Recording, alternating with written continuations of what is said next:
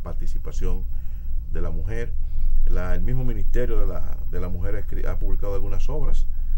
Hay otros investigadores que han publicado obras, de manera que ya la mujer dominicana se viene ocupando su rol en la sociedad dominicana desde entonces hasta hoy. Ha estado presente en todos los procesos históricos, y en las universidades de hoy son más del 50% de la población universitaria. Lo que quiere decir que que están preparando y están participando, y no hay ningún problema con eso. E incluso hay un trabajo de Virtudes Álvarez que aborda las mujeres en el 16, si la participación y la presencia de la mujer dominicana en esa lucha antiimperialista frente a la primera o a la segunda intervención norteamericana, porque habría que ver la primera intervención de 1905 de Estados Unidos en la República Dominicana, que es un episodio del que casi no se habla y de que muy pocos historiadores hacen alusión. Bien, estamos conversando con el maestro Filiberto Cruz, historiador, a propósito de la restauración del mes de agosto y estos temas relevantes de la patria. Vamos a una brevísima pausa y retornamos, porque aquí en Voz para el Cambio hay mucho más.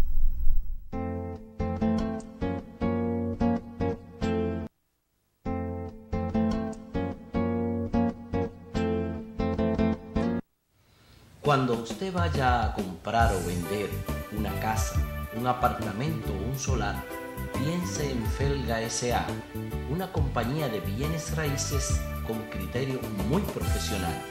Pero igual, si su interés es alquilar un inmueble, piense en nosotros. Felga S.A. está ubicada en la calle Ramón Santana, esquina Máximo Gómez, en la zona universitaria, con los teléfonos 809-682-7202, 809-688-5593. Recuerde que para comprar o vender o alquilar su casa, piense en Felga S.A.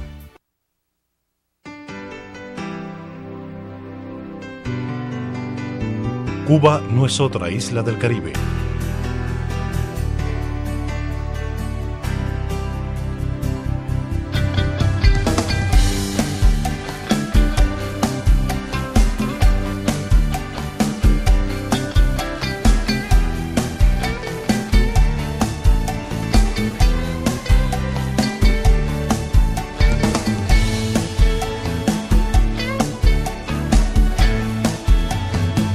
Cuba es la isla. Déjate llevar. Cubana de Aviación.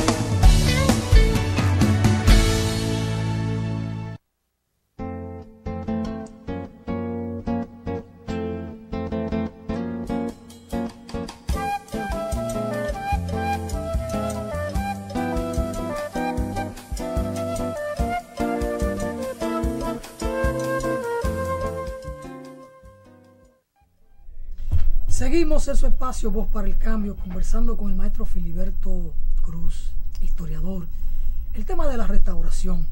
En un momento, maestro, usted abordó el tema, sí, lo mencionó. Gregorio Luperón, la restauración, el gran hecho de nuestra historia, la característica de aquella revolución. Y entonces mencionó lo de la revolución de abril del 65, un siglo después. Y esto es interesante porque veamos la similitud entre los dos grandes hombres de ambos episodios. Luperón, Camaño. Luperón militar, Camaño militar. Pero ambos hombres de pensamiento, hombres de ideas. Porque Camaño, después de la revolución, se convierte en un hombre de ideas. Y ahí están las cartas, los escritos de Camaño. Y sobre todo los dos con una posición antiimperialista. Y ambos enfrentan en su momento al ejército más poderoso de la tierra, porque en aquel momento Luperón se enfrenta al ejército español, que era el más poderoso de la tierra en aquel momento.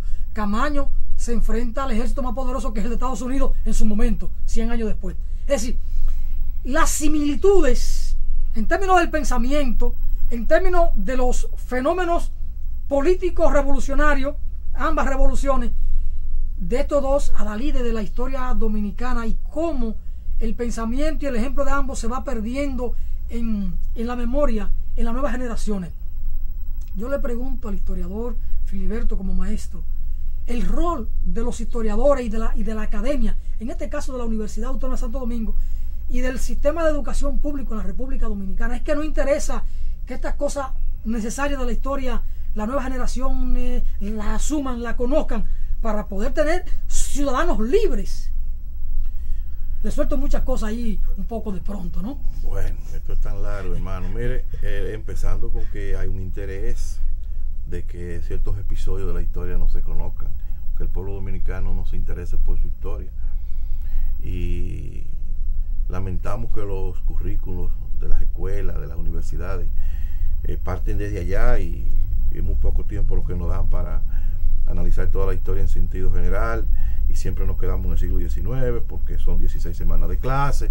Entonces todo lo que sigue de historia moderna y contemporánea no podemos conocerla porque se acabó el tiempo. Entonces estamos contra el tiempo. Es lamentable, la situación de la educación dominicana es penosa, es increíblemente penosa. Ahí está el cuerpo profesoral, que a veces no está muy entusiasmado, que tiene 80.000 problemas cotidianos que resolver, que llega a las aulas un poco precipitadamente, que a veces no preparan bien las clases, que no podemos usar los recursos audiovisuales, el PowerPoint, la proyección, la película, porque la película, la historia cinematográfica es interesantísima para inyectar ese interés entre los jóvenes por el estudio de la historia. Entonces los mismos muchachos también llegan con un interés de pasar la materia, ¿entienden? Entonces esto es un problema muy complejo, en la que si no hay una mayor participación del Estado en la educación, esto como que momentáneamente vamos a seguir ocupando el último lugar que tiene lamentablemente nuestro país. De acuerdo a los organismos internacionales, estamos en uno de los 3 últimos lugares con uno de los sistemas educativos peores del mundo. Así no se puede. Así no se puede. No Luperón, Camaño, ambas gestas. Bueno, 100 años de distancia cada uno. 1865, 1965. ¿Habrá que esperar 100 años más para hacer otra revolución? No sé, quizás. Pero tienen 100 años de distancia. 2 grandes figuras históricas, emblemáticas, como Luperón, Camaño.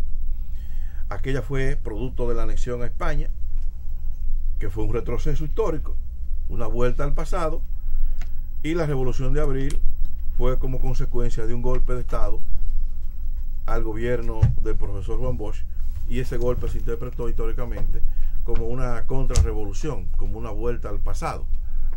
Luperón, un hombre de armas, un hombre de pensamiento. Camaño, un hombre de armas también a tomar, es el líder militar de la revolución, aunque hubo muchos líderes militares en la Revolución de Abril, pero está claro que la figura de Camaño es la principal figura militar de la revolución, no la figura política, sino la figura militar. Entonces, luego ambos evolucionan. Luperón luego evolucionó hacia un pensamiento profundo, y Camaño, después que fue derrotada la revolución, se fue a Londres, se quedó en Cuba, empezó a estudiar, empezó a prepararse y se convierte también en un hombre de pensamiento, de una ideología revolucionaria, y cree que volviendo al país unos años después puede llevar a cabo o concluir la gesta revolucionaria de 1865. En esto fracasó, encontró la muerte lamentablemente, pero el coronel Camaño es una continuidad. A Camaño yo lo veo como una continuidad del liderazgo de Luperón, como una continuidad del liderazgo de Manolo Tavares Justo, que son los grandes líderes de la juventud dominicana en la década de 1960. Manolo Tavares, Camaño. Y a partir de ahí tú le podrías agregar unos que otros en la década de los 70, los 80 y los 90, pero menos radicales. Pero estos son líderes históricos de la juventud dominicana, cuya acción y cuyo pensamiento debe ser estudiado. Pensamiento de Camaño, el ejemplo de Camaño, que reivindica el honor. Camaño es el que reivindica el honor y la dignidad de nuestro pueblo, pisoteada por esos gorilas del 63, por esos chupasangre, bandidos, delincuentes y corruptos que acabaron con este país, porque hay que ver la corrupción en que cayeron esos jefotes militares. Es más, se dice que una de las causas que llevó a Camaño a la revolución fue que ya le daba asco la tanta corrupción que había en las Fuerzas Armadas en aquel entonces. Es así, Camaño lo dejó escrito. Pero la Policía Nacional se convirtió de que en una empresa pública, en una compañía por acciones, con el general Peguero a la cabeza. Pero anterior, Luperón habla de la corrupción en el gobierno de Lilis. Sí. Y Luperón trata todo esto de manera muy ampliamente. Por eso está la similitud entre ambos líderes militares, encabezan revoluciones. Usted decía que Luperón es la continuidad del pensamiento del padre de la patria, de Juan Pablo Duarte. Sí, yo creo que sí. ¿Hace falta hoy restaurar la República? Porque si Luperón, Camaño establecieron el tema de la corrupción, nunca como ahora ha habido tanta corrupción en la República Dominicana. Sí, ¿Habrá que restaurar la patria? Debemos restaurar el ejercicio ético de la política, de manera que a través de ese ejercicio ético de la política se acabe con esta corrupción rampante que se chupa más de 100.000 millones de pesos cada año. Los organismos internacionales son claros en ese sentido. En los últimos 8 años de gobierno se han ido más de 100.000 millones cada año producto de la corrupción. Y una restauración significa regresar al ejercicio ético de la política, como lo vio Juan Pablo Duarte, que Duarte veía a la política como un sacerdocio, como una entrega a favor de la superación del pueblo dominicano. Y Luperón continuó con esa práctica, vio en la política ese medio para superar los males, el atraso que gravitan en la sociedad dominicana, e incluso llegó a tomar prestado y llegó a sacrificar sus propios bienes, su patrimonio personal, para ponerlo al servicio de la patria. Es que hay dos sentidos. Yo siempre explico a mis muchachos en la escuela, en la universidad, que hay dos grandes visiones en la política. La política como un comercio, que es lo que predomina ahora, y la política como un ejercicio, como un sacerdocio. La visión ética de la política, la que tenía Duarte y la que tenía Luperón y la que tenía Camaño. A propósito de Duarte, maestro, quiero obsequiarle mi obra Duarte, Reto de los Democráticos, una obra en la que yo hago un esfuerzo por sentar el pensamiento, la obra de Juan Pablo Duarte para constituir la nación y que se constituya así como el principal referente ético de la vida republicana. Para usted, Duarte en la juventud de hoy. O el ejemplo a seguir. Mira, yo escribí unos trabajos, uno siempre iba escribiendo, inspirándose. Duarte, por ejemplo, en una ocasión le entregaron 1,000 pesos fuertes para que se fuera a Baní a entrevistarse con Santana y acordar un plan de ataque contra Charles Herrera. Allá no pudo porque Santana se negó una y otra vez, escribió una carta y regresó a Santo Domingo un poco molesto y le entregaron 1,000 pesos fuertes de la época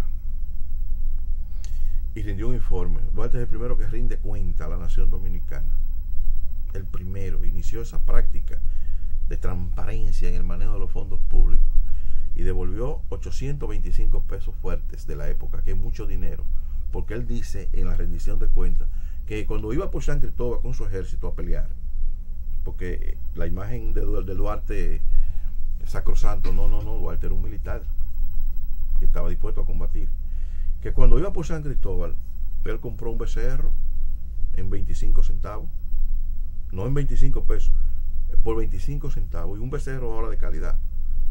Yo llamé a un ganadero amigo mío, mira, ¿cuánto vale un becerro ahora? 20,000 pesos. Y cuidado. Y él compró uno para alimentar su ejército en 25 centavos. Haberle entregado 1,000 pesos fuertes, no sé a cuánto asciende ahora, porque hay que ver una manera de calcular el asunto. Habrá que buscar un método, pero fue mucho dinero. Y él devolvió 825 pesos al tesorero de la Junta Gubernativa. Y él le acusó recibo. O sea, no se robó. Es más, lo que gastó en el camino, que él lo justifica, no incluye lo que él gastó de su propiedad, de su dinero. No, lo que yo voy a gastar para mí no va a incluir los 1,000 pesos. Definitivamente. Entonces, Duarte, si queremos rescatar el ejercicio ético de la política y combatir la corrupción, ahí Duarte da un ejemplo, porque esa es la verdadera biografía que hay que escribir algún día de Juan Pablo Duarte, que no se ha escrito todavía la biografía de Juan Pablo Duarte. No, señor. Yo conozco más de 40 biografías de Juan Pablo. Voy a chequear la tuya. pero la verdadera biografía de él no se ha escrito todavía. Bueno, gracias maestro por estar con nosotros. En mi trabajo, más que una biografía, es un análisis del pensamiento